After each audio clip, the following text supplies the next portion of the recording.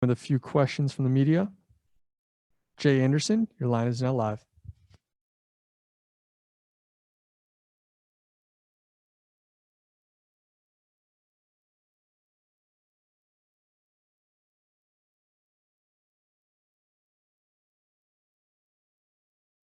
You did, but you performed well, and I'm just wondering what your takeaway was from that fight. My whole takeaway was there's a lot of improvements to be made, and I was impressed that I got out there, got the win, got improved to 1-0 as a professional. But the fact that I didn't get the finish, it weighed a lot on my mind. And aside from the finish, was there any particular area that you felt you needed to work on after that fight? Absolutely, position, position, position. When you're in this game, position wins the game. So if I'm in the right position at the right time, I can have the right tool for the right job. Tony?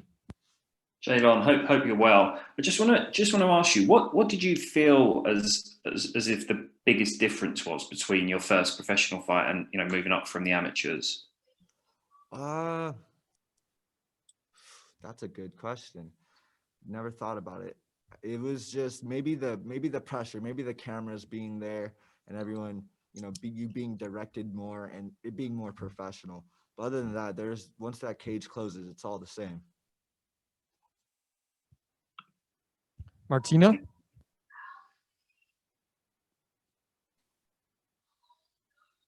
Martina, go ahead.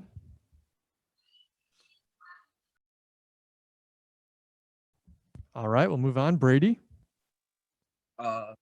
Hello? Go ahead, Brady. Okay. Do you believe that your experience as an amateur will play a factor in the way that this fight turns out? You know it. You know it. And I have one more question, and that is, do you believe that you have the skills to deal with your opponent's power? Absolutely. Absolutely. The whole game is to hit and not get hit. So if we're going to go out there and play a tough guy pissing contest, it's not what we're playing here. Gavin? Hi, Jaylon. I just got one question for you. So I saw on your Instagram that you posted about your brother serving in the Marines. Is that correct? Yes, sir. Is your brother one of your biggest motivations? Yeah, I mean, I love my brother. I just do it to motivate the youth, really. He's 3 years younger. We didn't really grow up in sports. I was the first one to start wrestling out of my family. He followed me in that, and he did well. And yeah, so I would say I'm doing it to motivate him. Dylan? Hey there, Jaylon. How's it going? Howdy. Now, I'm noticing your opponent here has a pair of LFA bouts to their credit, and then the last outing there, a 10-second knockout in the first round there. I'm kind of wondering what your thoughts are on just their skill set overall and what they bring to the table as a martial artist. That's amazing. I think him bringing a different aspect of the game, like power in his hands, is amazing. But when you're locked in there with me, it's different. Thanks for the time, man. Thank you. Abraham?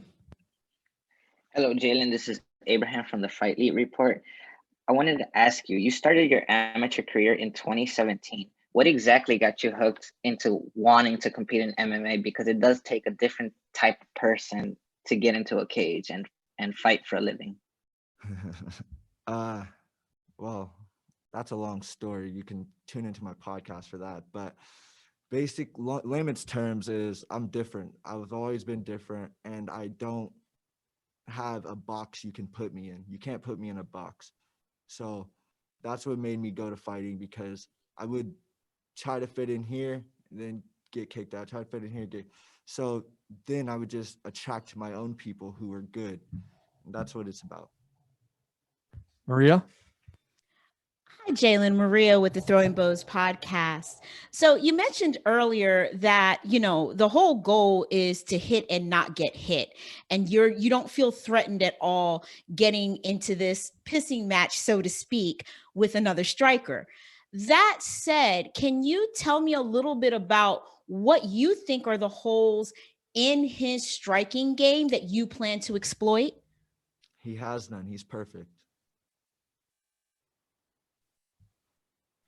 But seriously though, because if he's perfect, you can't both be perfect. So what do you plan to take advantage of in this fight? Tune in Friday, and I promise you'll see. I'll hold you to it. Thank you. All right, Jaylon. Thanks for the time today and good luck on Friday. Thank you, guys.